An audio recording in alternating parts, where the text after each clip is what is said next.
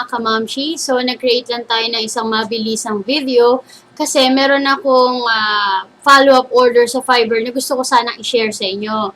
Ang gagawin ko kasi is pagre-remake ng newsletter form ni client dun sa kanyang WordPress website para ma-connect to sa kanyang active campaign sa kanyang form sa active campaign at sa kanyang automation na gagamitin sa January.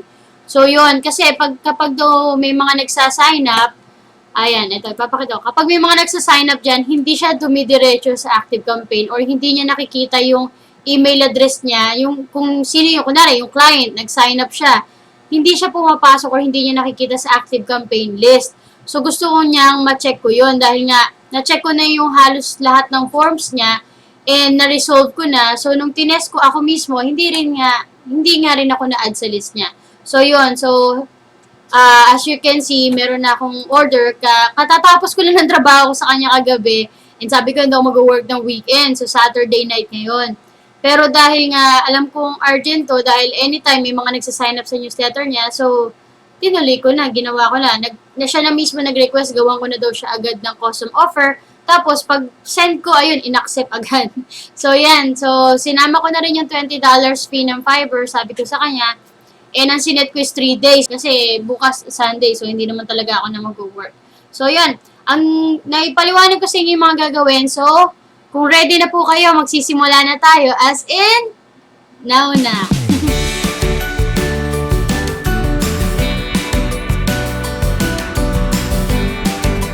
Okay, so ayan, close ko muna yung Fiverr. So, tatlo po kasi yung screen ko, ha? Ayan, sandali. Liitan ko lang yung aking sarili. Ayan, para hindi na kayo mag-focus sa aking malaking eye bags. Anyway, so yan, ito yung form sa website ni client, WordPress website. Now, ang pinaka-challenge ko dito, kasi kagaya dun sa ibang forms ni client. By the way, bago pa ako mag-continue, let me just introduce myself sa mga bago lang. I'm Sheena Santos, isang home-based mom and virtual assistant for many years, turning somehow into a freelancer. And nandito po kayo sa channel kung saan nagsishare tayo ng mga tips, advices, guides, walkthroughs, tutorials, interviews at kung ano-ano pa tungkol sa pag-online job at buhay ng isang home-based mom. So, right now, ang gagawin natin is isosolve natin yung issue ni client sa kanyang WordPress website form. And ang nangyari is, nung chinek ko, since may access na talaga ako sa kanyang WordPress site and kanyang active campaign, na-check ko, nakita ko na hindi ito sa active campaign nakakonect, kundi sa dati niyang email platform na tinatawag na ConvertKit. So, paano ko ba yun na-check? And hindi ko na rin ipapakita sa inyo kung paano ko na-set up yung WordPress to active campaign, yung parang ma-integrate. Meron na kasi ako nagawang unang video bago to. Hindi ko pa lang siya na-edit. So, wait lang kayo, ha? Pero I'm sure masusundan nyo yun. Meron na yun. Ito is just a follow-up and I just wanna share this to everyone para, you know, makarelate kayo, lalo na kung kayo na yung mismong may client. Okay? So, yun. Without further ado, let's do it. So, ito. Yung plugin na ginagamit ni client sa kanyang website is Elementor. So, imbes na edit page ang kukunin ko, ang gagamitin ko is yung edit with Elementor na, diretso na. So, click. Yan. So, focus muna tayo sa kanyang WordPress site. Yan. Ito na. Tapos, dito, sa may bandang iba pa yung kanyang form. Now, ang concern ko dito is sa active campaign kasi, hindi ko siya mako-customize sa kung ano yung mismo itsura na gustong kalabasan ni client. Kagaya niyan, hindi ko siya eksaktong magagaya. Ang maaaring gawin, na sinabi ko na rin kay client is, iaano talaga. Yung parang, bibigay mo yung HTML code ng form dun sa kanyang website developer or kung sino man lang kanyang nagmamanage na kanyang website. Tapos, bahala na siya mag-customize. So, ganun yung naging experience ko sa ibang mga nakatrabaho ko. Kasi, eto, kailangan ko siyang palitan. Okay, so, ganyan. So, Ito yung edit button niya. Button. Yan. Right click. Okay. Kasi pag pinakita ko sa inyo, ito, ipapakita ko para makarelate kayo. Ito, yung submit button niya dito. Ito pala. Action after sending. Ibig sabihin, kapag nag-fill out na kung sino man yung magsa-sign up at nag-click on sign in, ito yung mangyari. As you can see, it says ConvertKit. So, it's another email platform. So, tatanggalin ko yan. But instead na tanggalin ko yan, kailangan ko na lang kuhanin yung mismong active campaign form niya at diretso kong ilalagay dito. Dahil for sure, hindi ito gagana. Dahil ito yung nangyari dun sa niresolve ko nung last time. Ang nangyayari is na-add lang, kunwari, i-retain ko yung ganyang form, yung mismong form na yan. Ma-add si contacts kung sino may nagsa-sign up dun sa listahan ni Active Campaign, yung kung ano may newsletter list na sinetap ko doon. Pero hindi siya makakapasok sa automation na isa-set ko at hindi rin siya makaka-receive ng double opt-in form. And mahalaga yun, yung double opt-in. Yung parang parang magpapadala sa'yo ng automatic email na kailangan mo i-confirm, parang pinapayagan mo yung nagpadala sa'yo ng email, napadalan mo siya lagi ng email. So, hindi ko na ito tatanggalin. Instead, pupunta ako kay Active Campaign. Ito yung newsletter subscriber form niya. Yan. Nga pala, German yung client. So, ngayon naka-translate lang kasi itong mga text dito, nakikita nyo. Pero, sa ibang part ng kanyang website at ng Active Campaign, hindi ko na siya matatranslate. So, ayan. Ito yun. Ito yung way kung saan mo may a-add kung anong list man yung inassign mo. So, syempre, bago ka mag-create ng form, tandaan nyo, kailangan nyo muna mag-create ng list. Una yon. Tapos, since newsletter ang gagamitin ko, newsletter list yung pinangalan ko, at newsletter din na form yung parang madali ko matandaan kung ano nga ba yun. So, yan. So, naka-assign na si newsletter list. Tapos, nakita nyo yung parang gear dito na napindot ko. Dito ko sineset up ang double opt-in.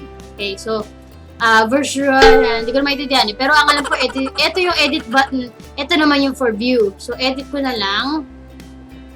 Yan, ito yung sinasabi ko na kapag minentain ko yung ConvertKit dun sa website, hindi ito marireceive ng client. Okay, so, mahalaga ito. Yan, Vistagin. Pero, hindi ko siya masyadong mag-gets, kaya gagamit tayo ng Google Translator. Ayan. So, ano ko na lang, enter ko. Para lang may idea ako kung ano yung sinasabi ni client dito. Baka kasi mamaya hindi related eh. Great that you are interested in good leadership. Okay. So, about newsletter talaga to. Ayan, so save ko na. So, yan. Tapos, subukan kong i-edit pa. Pero itong button na yan, buton, kailangan ko talagang baguhin ang kulay niya kasi black eh. Hindi naman black. Dapat at least green man lang.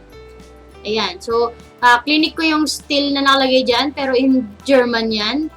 So, I think this is, ito yung button, tapos ito yung background. So, teka, hindi ko kasi makuha yung tunay na kulay. So, ang ginagawa ko pala, para makuha ko yung kulay, is nagpe-page source ako. So, gagayahin ko yung mismong style ng kulay. Ayan! Nakita nyo? Clinic ko yung ito, para mag-open, tapos style, tapos ito. Ayan. Kukunin mo yung code.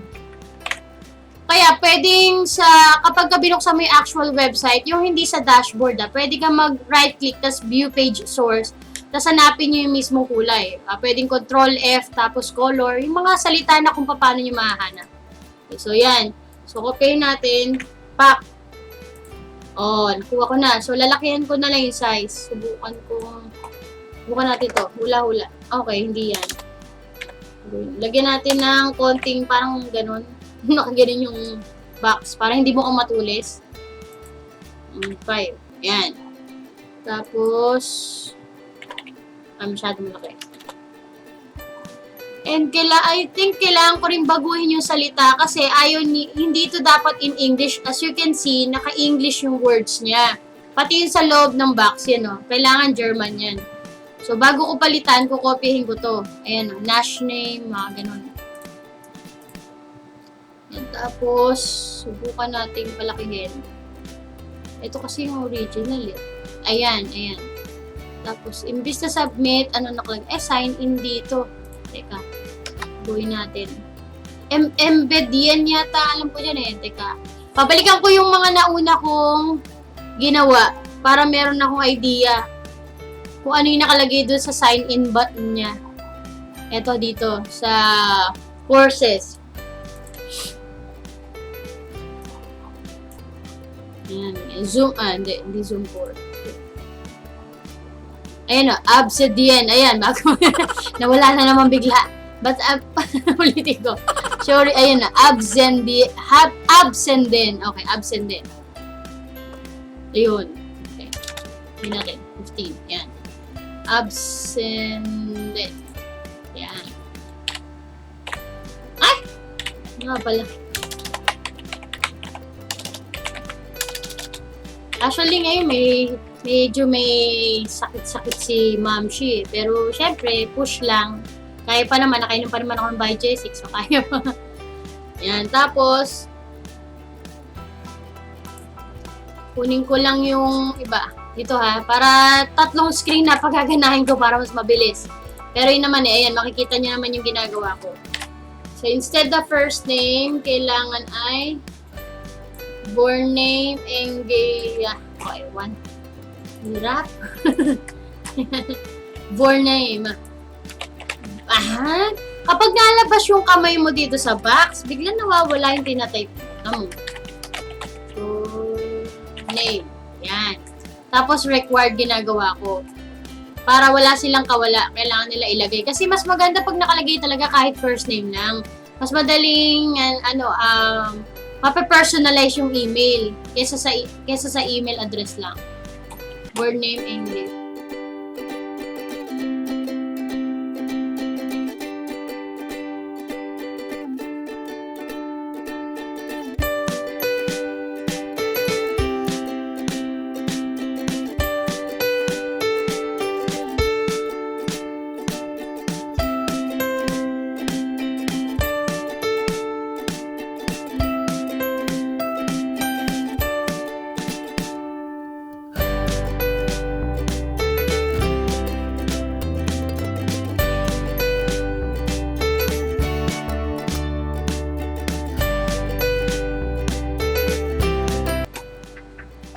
Ay, tanggal na nga pala. Teka. Puntahan natin. Tanggal nga pala yung pinaka-title ng bawat box. Ayun, wala nga. So, tatanggalin ko na lang din dito. Alisin ko na. Yun lang ang hindi ko gusto dito sa Active Campaign. Nahihirapan o hindi ko siya ma-customize na kung paano gusto ng mga client. Kailangan yung mismong form, yung mismong mga codes ang tinitweak nila o ina-edit. Kaya lang, mas magaling yung iba dyan, mga developer nila. Ayun. Oh, ayun oh. Hindi pwede. So, lalagyan ko siya, gagawin ko siyang white. Ayun, para kahit pa paano. Oh, diba? Sign in, absent din. Mas mukha siya, okay? Yan. Gusto, tanggalin natin. Born name lang. Okay? Ayan. Tapos dito, email address eh. Okay, yan. Save na natin. Ngayon, kakailanganin natin to. Ito yung sinasabi kong code. Ito muna yung gagamitin kong code. Ayan. Save muna. Okay ko muna dito. Tapos, ito yung dapat na lumabas kapag nag-sign up na sila. So, balikan ko si Active Campaign. Ayan, ito. Dito yung pinaka parang thank you URL. Tapos, lalagay ko to. Yan. So, make sure na walang extra space. Integrate. Make sure ko lang updated yung akin. Yan. Okay. So, punta na tayo sa website. Edit with Elementor uli natin. Ito na pala. Ayan. So, ngayon ay kailangan ko na itong tanggalin. So, dito na. Text editor ang gagamitin ko. Tapos, dito. Dito ko ilalagay yung HTML. Nakita nyo to? Ito, visually kasi na nangyari. Ayaw maklik. Ayun. Pack. Tapos, buray mo yung nakalagay dyan. Paste. Ayan. Ganyan na. So, malamang liitan ko ng konti ito. Laki ng laki ng space, ng extra space. Okay, yan. Tapos, usually, Ito, tanggalin ko na to. Clear. Yung delete nila ay clear. Okay. Ito, tatanggalan ko ng extra space yung green na yun. Masyadong malaki yung pagitan ng text dun sa form. So, baguhin natin. Ayan.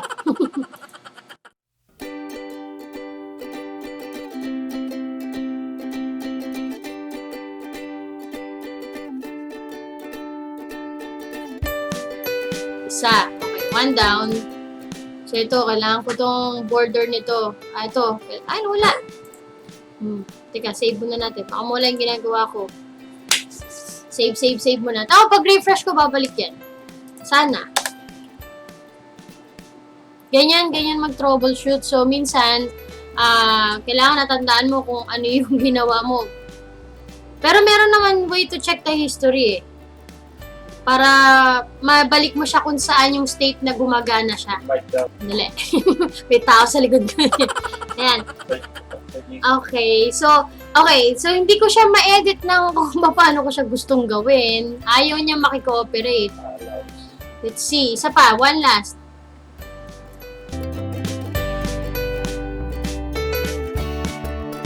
Ay, ano ba yan? Sa tingin kiklik ko, ganyan nangyayari. Okay. Last one na. Pag hindi yun, ayawan na. Pero, tetest ko yung mag-work. Game. Ito yung pinaka-harap ng website eh. Ayan, nagloko nga talaga. So, kailangan ko balikan. Nagloko na talaga siya. 20%. And recently, natuklasan ko na aside to sa 20% na dinideduct sa akin, meron pang parang on top of the bill na binabayaran yung client. So, yun. Pero, syempre, ganun talaga, business is business. But as long as meron naman ako mga trabaho, may mga clients ako, may mga incoming clients ako madalas, aware naman sila, kaya madalas nagbibigay sila ng tips sa akin. Pasensya na, medyo maingay mga aso. Mukhang may nakikita na naman kung ano sa labas. Anyway, so lalagay ko ulit yung text editor. Ayan. Tapos i-edit ko ulit. Ay, makipag-cooperate ka naman. Ayun. Konti na lang. Tatapos ka na. So, ganyan po pag nagto-troubleshoot talaga. Pero yan ang pinaka gustong-gusto kong gawin. Mas na-enjoy ko. Kumpara sa yung parang tiga-type, tiga-research. Ito kasi parang heart pumping para sa akin. Lalo kapag napagana mo, natuwa si client, yun. Malaking bagay talaga yun sa akin. Basta masaya ako sa ganun. Ayan, ito ang aking anak. Hello ka, hello. Ayan, so hindi pa sila tulog. Ang lamig na katawan, naka-aircon sila sa kabilang kwarto. Ayan. So, tapusin ko na lang. Hindi ko na siya matanggalan din ng extra space. Yan na yun. Kasi di ba pang pang title siya. Pero kung white yan, hindi siya masyadong halata. Kaya lang, syempre, kailangan green. Ayan, tanong na wala na naman. Yun na lang. Ayan, okay. So, integrate ko para makikipag-communicate siya dun sa nasa website. Okay, so labas na tayo dito. Div Elementor. Ang bigat mo, anak. Yan, ganyan po ang home base, mami. Habang nagtatrabaho ka, habang nagbe-video ka, biglang may tatawag sa'yo, may lalapit sa'yo, ganun. Okay, so this is it. Tetest ko. Nawala. Okay na. Refresh. Sana hindi ganun. Parang okay na. Matest ko na. Test na. Look. Yes! Tama. Ang laki ng spacing. Ay, ano na naman. Ayun. Lumalapit. Yes! At least, di ba malapit-lapit na? So, test ko na. Ito yung mga test email na ginagamit ko. Ano.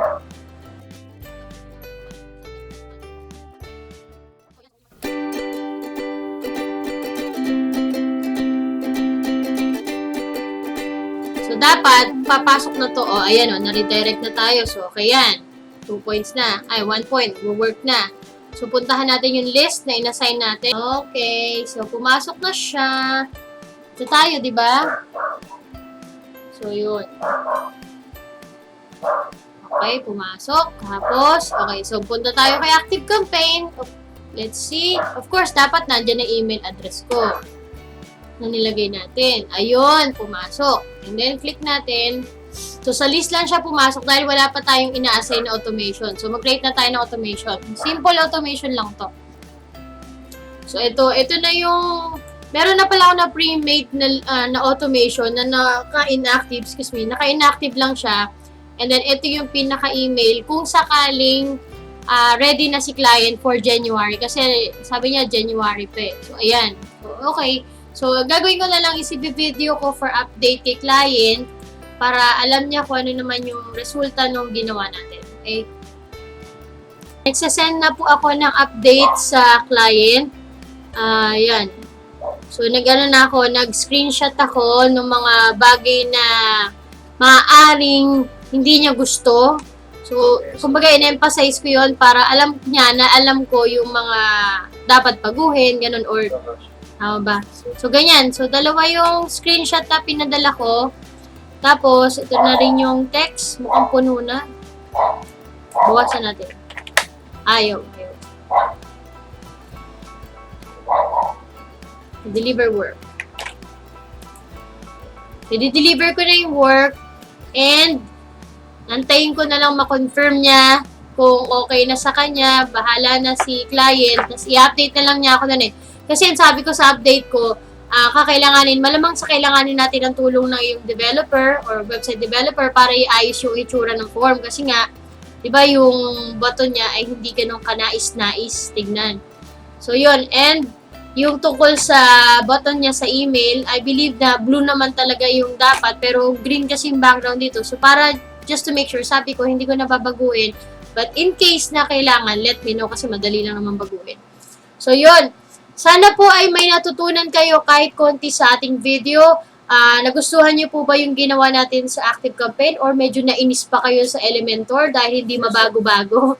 Anyway, kung meron po kayong mga suggestions, comments, o feedbacks, please pag-usap tayo dito sa ating comment section sa baba ng video. And magkita-kita tayo ulit sa mga susunod nating videos. Kaya kailangan mag-subscribe kayo para updated kayo lagi sa mga upcoming videos natin dito sa channel. Again, I'm Sheena Santos. Have a great night. Happy weekend mga kamamshi. Good night.